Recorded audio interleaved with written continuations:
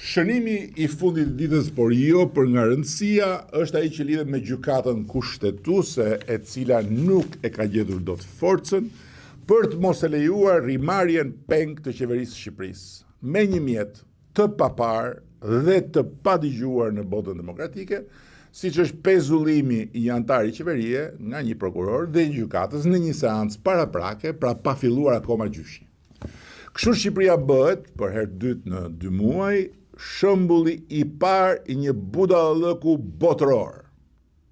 Sepse gjykata kushtetuese u mbyt në lugën e ujit të turbullt të atyre që Cervantesi në librin e tij të famshëm Don Kishoti i Manchës i quan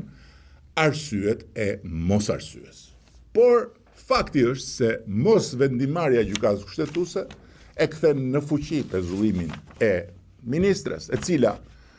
që të jemi shumë të qartë, pavarësisht se qartësia është një luks, dhe një luks i rrallë që mund ta kërkosh, po vështirë ta gjesh në turbullirën e 700 tenxhereve politike mediatike,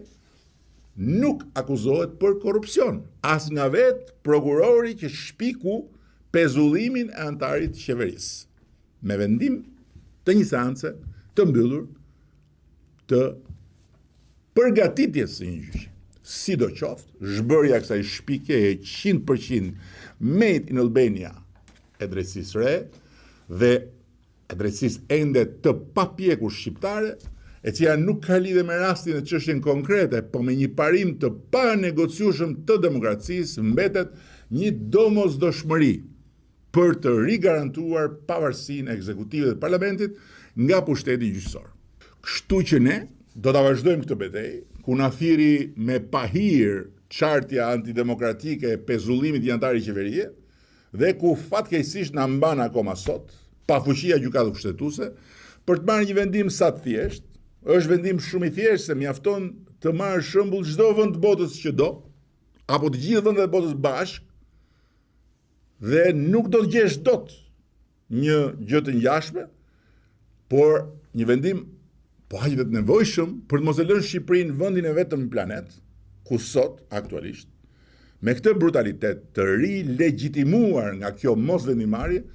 vetë presidenti i Republikës mund të pezullohet nga i pari prokuror që gdhihet me këtë ide në kokë. Në ndërkohë,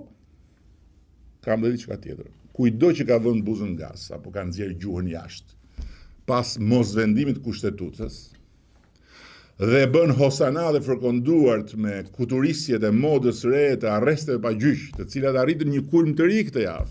me 30 e kusur flet arreste të prerë nga një prokuror në Durrës, i cili në fakt nuk paraburgosi vetëm veten e vet, se gjithë çka kishte rreth e rrotull për një çështje që nuk përmbush asnjë kusht, zero hiç, nga ato që Këshilli i Evropës dhe Drejtësia Demokratike përcakton si kushte të domosdoshme për arrestin, i futi në një thes, u them një gjë. Kush beson se përpjekja e natyrshme për shtetin ligjor, e të gjithëve bashkë, e jona, qeveri, parlament, drejtësi,